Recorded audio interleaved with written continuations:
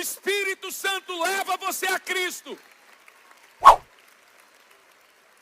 Eu vou te mostrar isso aqui. João 14, 16 e 17.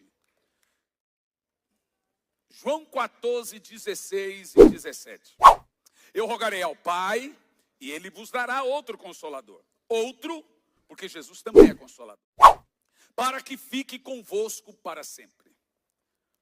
Quando você estiver na eternidade por 1 milhão de dias, você ainda terá o Espírito Santo em você. Os anjos possuem o Espírito Santo. O Espírito Santo é o sopro de vida que Deus soprou em nós. E que quando foi criar os anjos, Ele soprou nos anjos. Os anjos têm uma criação igual à nossa. A diferença é que nós somos do pó da terra, eles não. Quando Deus criou, Ele soprou nas narinas dos anjos também o Espírito Santo. E soprou na nossa também o Espírito Santo. E a primeira coisa que o homem perdeu quando pecou foi o Espírito Santo. Percebeu isso? Por isso que éramos chamados de mortos. Agora escute, sobre o Espírito Santo, o Espírito da verdade. Leia o resto bem forte. Que o mundo não pode receber. Do início de novo. O Espírito da verdade. Que o mundo não pode receber. Para nunca mais esquecer, o Espírito da verdade que o mundo não pode receber. Por quê? Porque não vê e nem o conhece.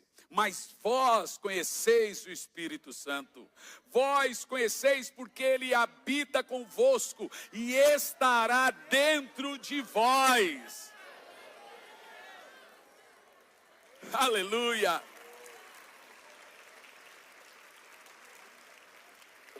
Você percebeu? Percebeu? O Espírito Santo é só da igreja. Não há Espírito Santo no budismo. Não há Espírito Santo no shintoísmo. Não há Espírito Santo em nenhum outro lugar. O Espírito Santo só existe no salvo. O Espírito Santo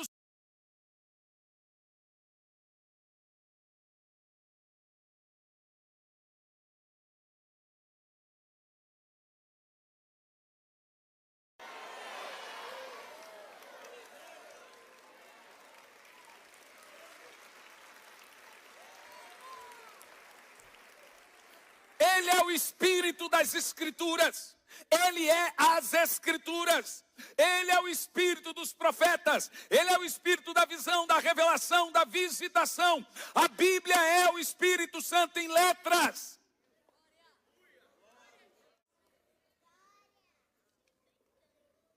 Deixa eu te fazer uma pergunta. Olha bem para mim.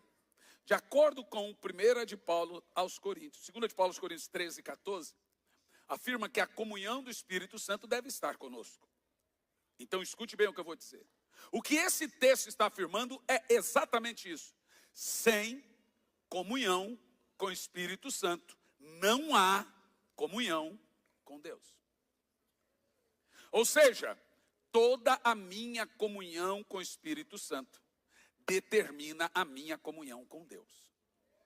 Significa que se eu não estiver bem com uma comunhão em dia com o Espírito Santo, eu estou sem comunhão com Deus, ainda que mantenha rituais religiosos.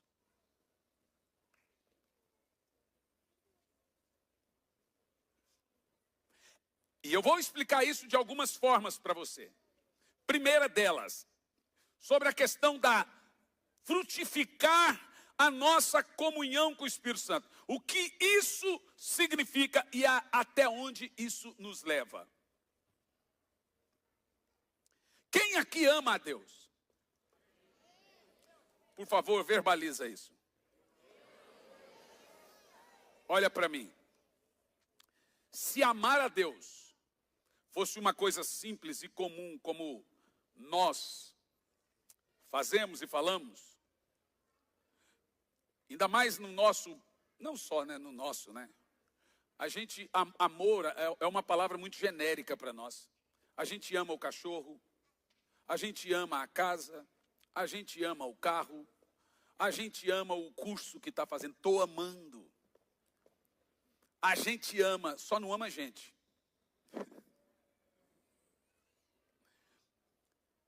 O camarada sai do motel e fala que foi fazer amor.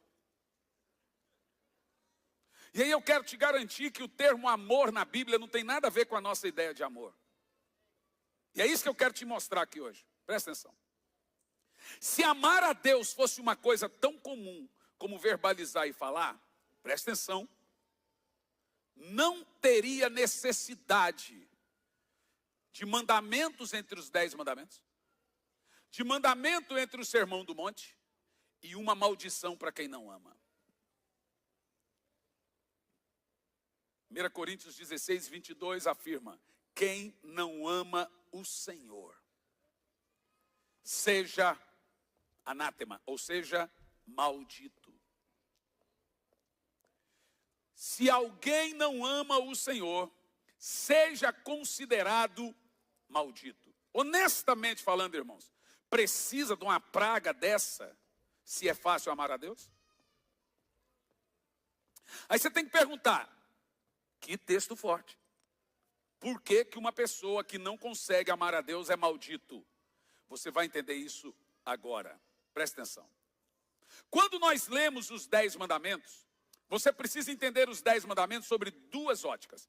Tem gente que diz que os 10 mandamentos foi abolido porque Jesus afirmou, e a lei se resume a amar a Deus de todo o coração e ao próximo como a ti mesmo.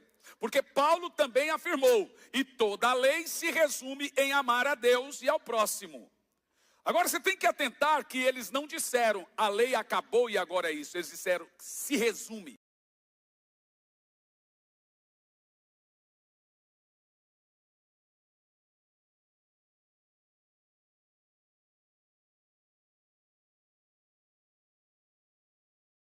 O Sermão do Monte contém 53 doutrinas, em 3 capítulos e 118 versículos.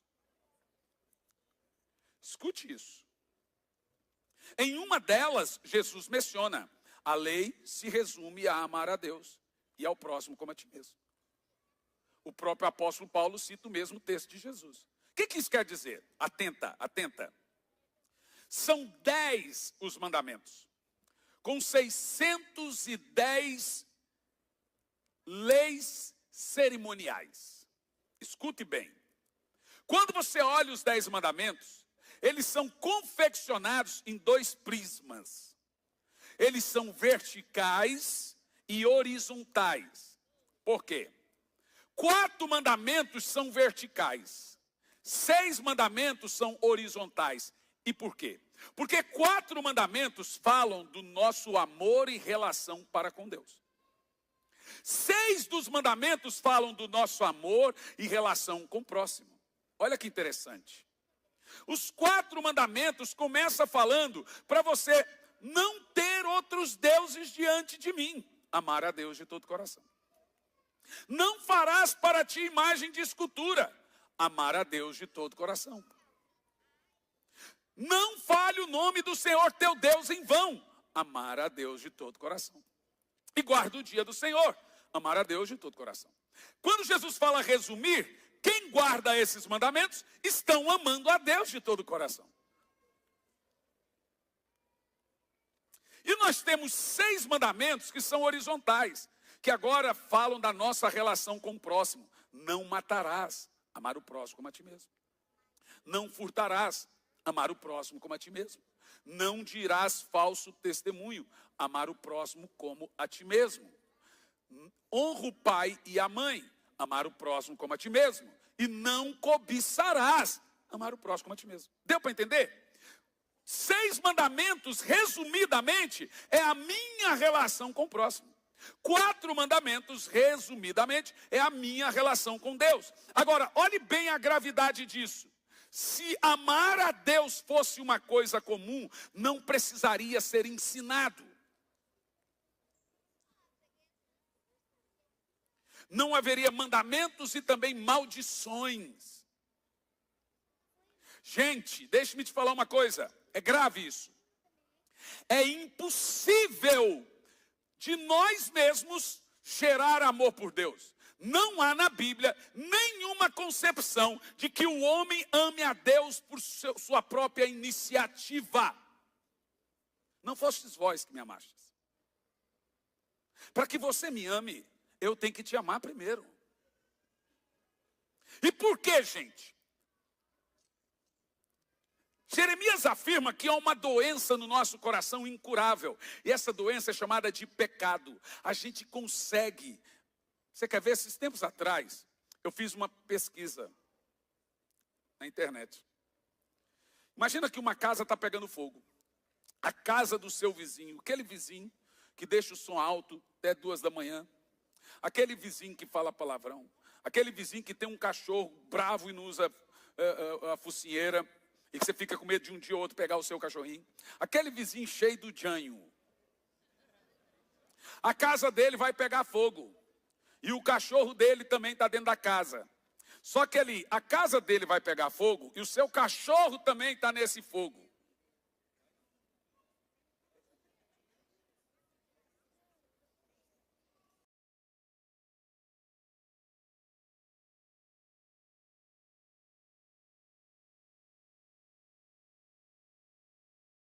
Agora você vai entender o que é amor, irmão. Eu não vim aqui para deixar ninguém em crise, mas agora você vai entender. Porque Jesus fez a escolha. Irmão, eu tenho uma cachorrinha. E eu tenho uma paixão pela cachorrinha. Ela é da minha filha. Eu gosto de cachorro. Para mim não tem cachorro feio. Eu gosto daquele, os caramelos, fiapo de manga. Esses cachorros na rua, eu fico doido com esses cachorros. Já falei para minha filha, se forma em veterinário, vamos montar um hospital, vamos catar os cachorrinhos tudo na rua. Você entendeu tanto que eu gosto de cachorro. Mas Jesus não morreu por nenhum. Jesus não falou para você demonstrar amor de vida por nenhum. Ah, eles são uma vida. Você lê Bíblia, ou o que você anda lendo?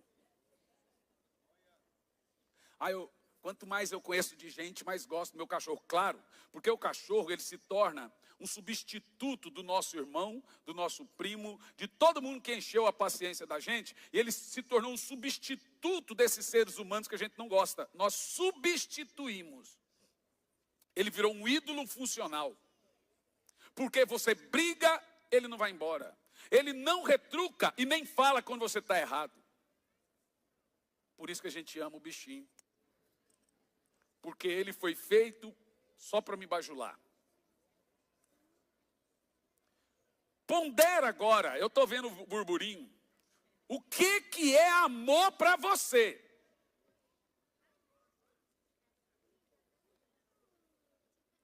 Pesado ou não é? Mas tem que meditar. Tem que meditar. Agora olha para mim aqui, presta atenção. Sério. Vamos nos lembrar do apóstolo Pedro em João 13. Eu amo Pedro. Das 4 vezes que o Espírito Santo desceu em Atos, 3 vezes foi no meio da mensagem de Pedro. O cara era um avivalista. Ele é o pregador do Espírito Santo no livro de Atos. 3, das 4 vezes, 3 foi junto, através de Pedro. E eu amo Pedro. O cara é muito autêntico. É maluco. No capítulo 13, Jesus está dizendo assim, ó. Todo mundo feliz da vida, Jesus dá uma parada e fala, um de vocês vai me trair. Aí um começa a perguntar para o outro, sou eu, Senhor? Sou eu, Senhor? Irmão, deixa eu falar, imagina minha esposa ter um sonho e falar assim, ó, eu tive um sonho, que alguém me trai. Aí eu olho para ela e falo assim, será que é eu? Irmão, eu perco todos os dentes da boca. Porque eu estou querendo dizer para minha esposa o seguinte, eu não tenho certeza do meu amor por você. Como é que os discípulos olham para Jesus e falam, sou eu que vou te trair? Oxi, fala você. Você que tem que saber se você vai me trair ou não. Mas no meio desse borbulhinho, todo mundo achando que era o traidor, Pedro estufa o peitinho de pombo.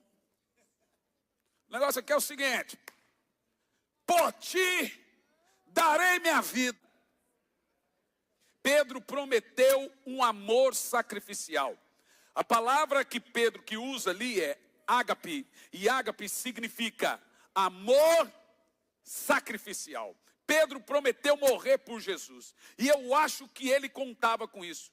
Tanto que no Getsemane, ele foi para cima disposto a dar a vida. Ele puxa a espada. A pergunta que a gente tem que fazer é: aonde Pedro caiu? Porque no Getsemane ele está amando Deus, amando o Senhor com toda a sua alma. Mas já nos textos seguintes você vê que Jesus é levado pelas estradas. A Bíblia diz ao vitupério. Essa palavra é vergonha. Sabe o que é vergonha na Bíblia? É nudez. Jesus é colocado nu para andar na rua. E agora Pedro e os outros apóstolos, os discípulos, estão vendo aquele que diz que é Deus, aquele que andou sobre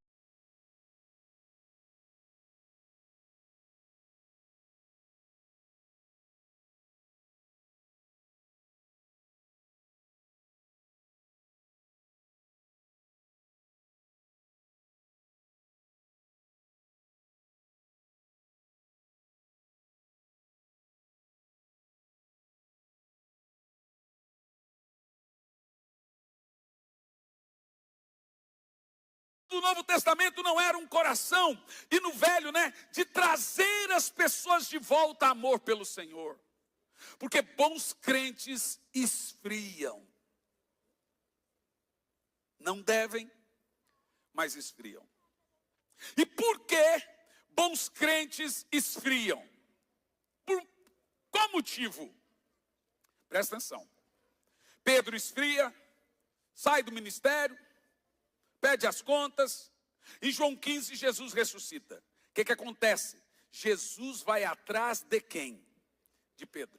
E Jesus, quando olha lá, está lá Pedro, numa taberna, bravo, desviado, jogando tigrinho, decepcionado, só pensando em criptomoeda. Jesus dá um grito: Pedro! Tem gente que pensa que Jesus foi amoroso com Pedro, que ele foi lá demonstrar amor. Você está doido, irmão? Jesus foi lá cobrar uma dívida. Olha como é que Jesus cobra a dívida. Pedro, tu me amas? Ora, João 13, ele prometeu e não deu tempo de Jesus cobrar. Jesus ressuscitou e veio cobrar. Quando Jesus usa o termo tu me amas, ele usa uma palavra do grego. Quando Pedro usa a palavra te amo, ele usa outra palavra. Jesus olha para Pedro e ele diz assim: Pedro, agapimi. Sabe o que quer dizer isso? Você me ama ainda a ponto de morrer por mim? Você entrega amor sacrificial para mim? Mas Pedro não responde. A resposta deveria ser agapau. Ele não diz agapau. Ele diz: Senhor, filéus-me. Filéus-me quer dizer eu gosto de você. Pedro está se lembrando da traição dele. Mas Jesus volta a insistir: Pedro, ágape-me, ainda está disposto a morrer por mim? Pedro pela segunda vez responde: Senhor, filezinho, um filezinho.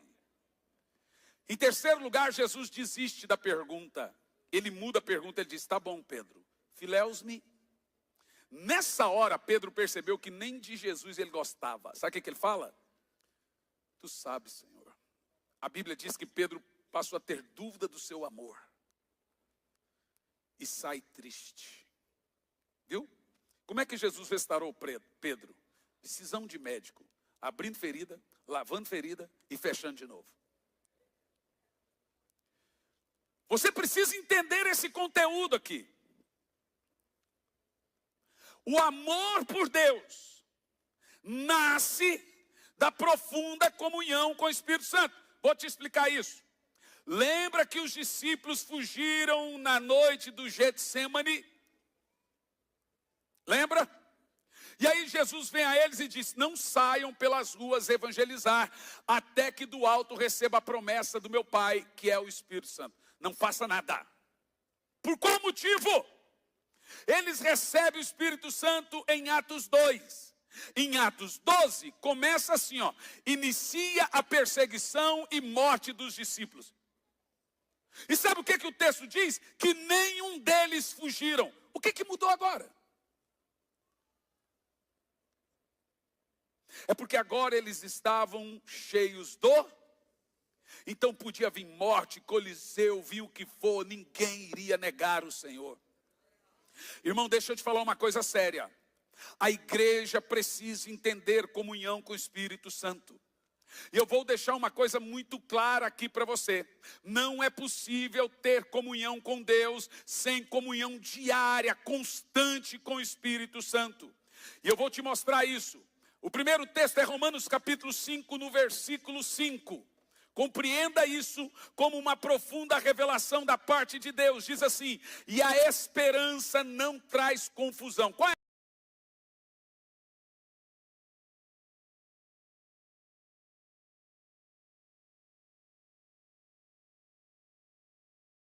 Tem uma coisa que é interessante nisso. Duas coisas. Primeiro, você só ama a Deus se isso for lhe dado pelo Espírito Santo. E se é me dado pelo Espírito Santo, nasce da comunhão com Ele.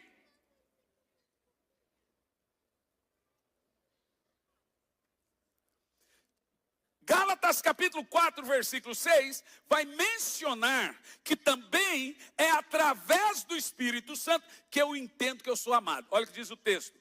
E porque sois filhos, Deus enviou aos vossos corações o Espírito de seu Filho, o qual vos clama, Abba, Pai. Eu vou te dizer o que esse texto está dizendo. O texto está dizendo que sim, primeiro, o Espírito Santo, através da comunhão que eu tenho com Ele, Ele me faz amar profundamente o Senhor. Mas não só isso, eu também sou inapto para entender que Deus me ama. Então, na minha comunhão com o Espírito Santo, tem uma via de duas mãos. Primeiro, ele me leva a uma paixão e a um amor profundo e profuso pelo Senhor. E ele também me leva a entender que Deus me ama.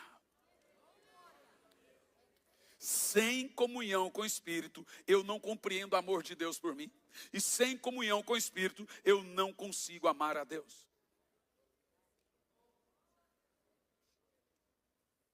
Eu sei como você está se sentindo. Eu também me senti assim. Eu me senti assim dos dois lados. Quantas vezes eu vou ao Espírito Santo? No meu período de comunhão, que a gente chama, outra vez que eu vim aqui, a última vez eu preguei sobre oração. Quantas vezes eu vou ao Espírito Santo e eu fico horas, Espírito Santo,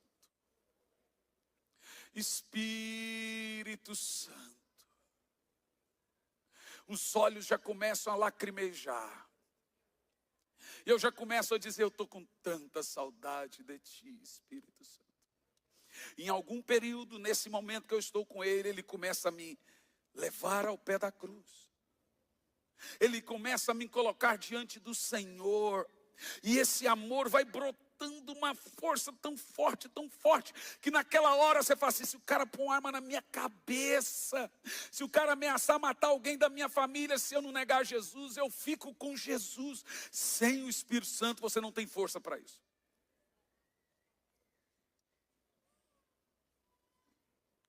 Irmão, preste muita atenção nisso que eu estou te falando. Eu quero te dar um feedback. Em Atos 19, no versículo 6, tem uma história poderosa. Os irmãos vão se lembrar. Olha, vamos bater palma aí para o pessoal da mídia. Eles estão muito bons ali, gente. Eu não costumo elogiar antes de terminar. Vão terminar. Mas estão pregando junto comigo. Os irmãos não entendem que para o estilo de como eu prego, isso é importante. Mostrando, você recebe de um jeito. Sem mostrar, de outro jeito. Então a gente valoriza. Então presta atenção no que eu vou te dizer. Presta atenção. Em Éfeso é o maior avivamento da Bíblia. Em Números. No verso 6, diz que o povo de lá recebe quem? Lê em voz alta, vai. Impondo-lhes Paulo as mãos. Veio sobre eles o Espírito Santo. E falava em línguas e profetizaram. Então vamos fazer uma pergunta. O que a igreja de Éfeso recebeu nesse avivamento? Mais alto, nasci para Deus. Vai lá. O Espírito Santo. Qual foi o bem maior? Qual foi o agente desse registro, desse avivamento? Eles receberam o Espírito Santo. Olha para mim aqui. Em Apocalipse 2, primeiro, nós vamos examinar um pouquinho aqui disso. A mesma igreja de Éfeso é os textos mais tristes da Bíblia, nós vamos ler agora. a mesma igreja de Éfeso não é nem sombra daquele avivamento. Agora, o que é mais assustador,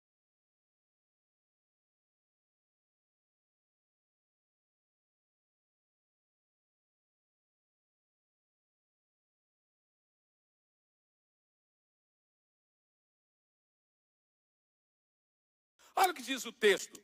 Escreve a igreja de Éfeso. Sabe quanto tempo depois, gente? 50 anos. Só 50 anos. Não é 2000 não, é 50. Diz assim: escreve ao anjo da igreja de Éfeso, diz aquele que tem na sua destra as 7 estrelas, isso é, 7 pastores. E anda no meio dos 7 castiçais de ouro, isso é, os 7 espíritos de Deus. Continua. Conheço as tuas obras e o teu trabalho, a tua paciência, que não podes sofrer os maus. E pusestes à prova os que se dizem apóstolos e não são, e os achastes mentirosos. Isso é lindo. Pode ir.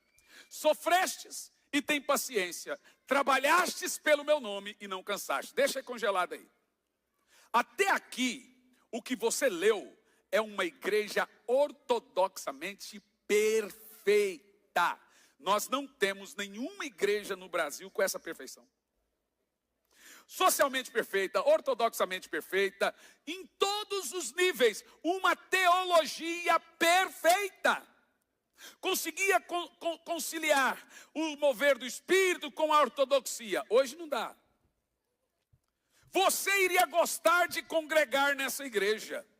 O próprio Jesus diz: vocês me amam, sofrem pelo meu nome, mas consegue e fica de pé.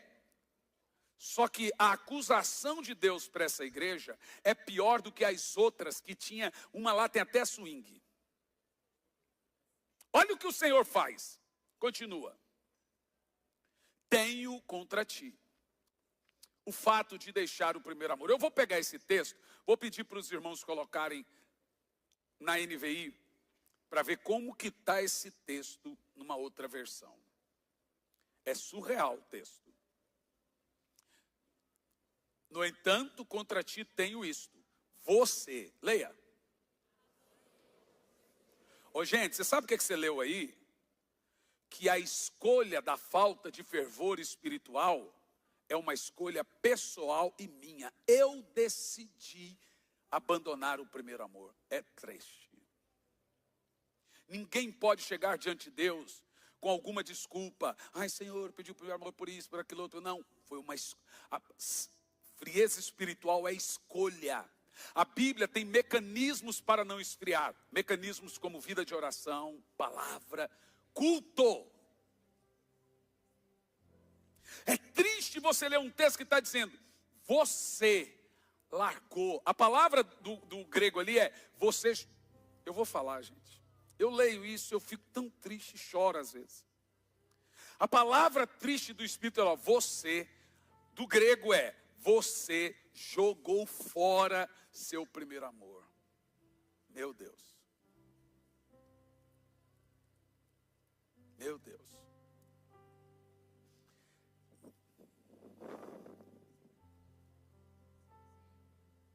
Primeiro amor. Como que o Espírito Santo lida com gente que perdeu o amor fulgurante pelo Senhor, que é dado pelo Espírito Santo?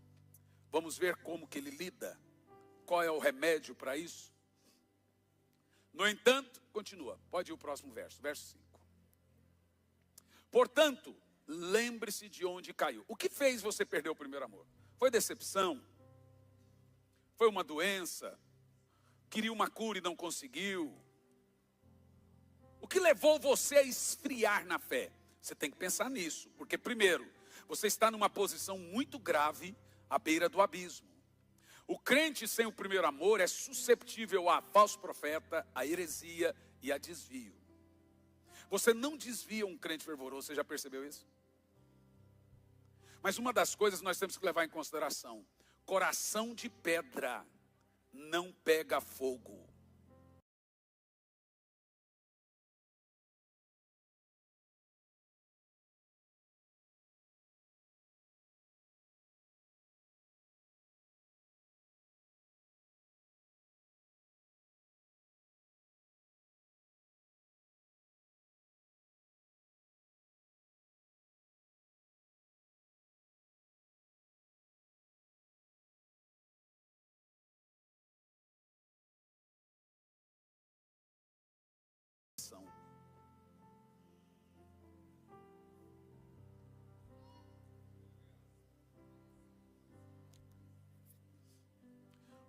aplicação desse texto.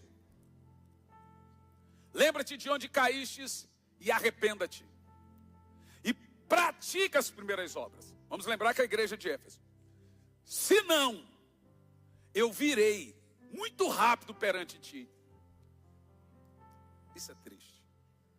E tirarei do seu lugar o seu castiçal. Castiçal são 7 lâmpadas que representam os 7 Espíritos de Deus. E os 7 Espíritos de Deus são os atributos de quem? Do Espírito Santo. Então, quem são os 7 Espíritos de Deus? O Espírito Santo. Vamos fazer uma pergunta. O que é primeiro amor? É simples essa resposta. Só você saber o que a igreja de Éfeso recebeu em Atos 19:6. O que eles ganharam? O que eles receberam? O que eles perdem ali? O Espírito Santo. Quem é o fogo do primeiro amor? Os discípulos do caminho de Emaús diziam, queimava o nosso coração enquanto ele falava. Jeremias 20, versículo 9, afirma, há um fogo queimando no meu peito. Sola essa aí num padzinho aí. Há um fogo cerrado queimando no meu peito.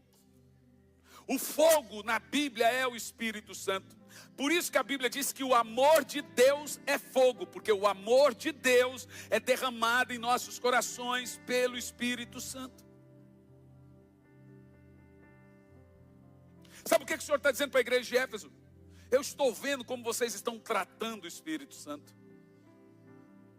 Se vocês não se arrependerem, eu vou tirar o Espírito Santo do meio de vós. Eu tiro o Espírito Santo da casa, tiro o Espírito Santo da escola, eu tiro o Espírito Santo da igreja. Tem igreja aí que se o Espírito Santo for embora, eles nem vão perceber. Tamanho desprezo que a gente dá ao Espírito Santo. Meu Deus, gente. A menina chegou em Luciano Subirá e disse, pastor, ora por mim que eu estou em crise. Luciano é amoroso, gente, é igual eu, esse amor de mula. Não sei se aqui em São Paulo tem esse amor de mula, é aquele amor da roça.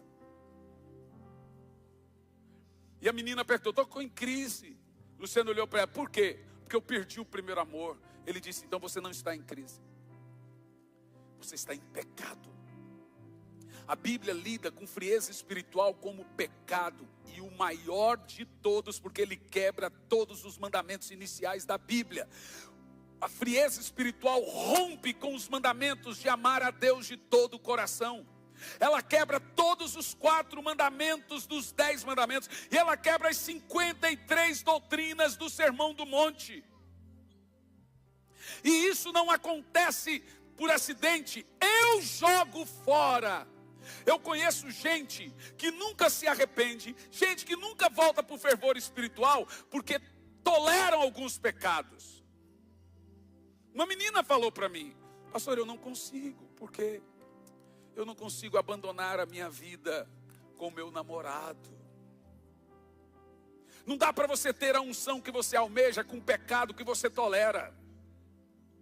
O Espírito Santo é enciumado.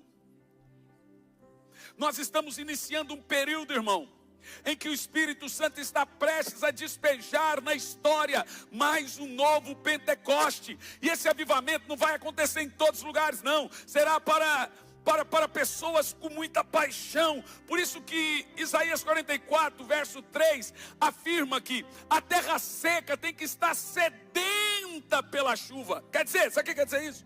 Eu estava pregando na Colômbia e eu dizia, desespero, desespero, desespero. O pastor...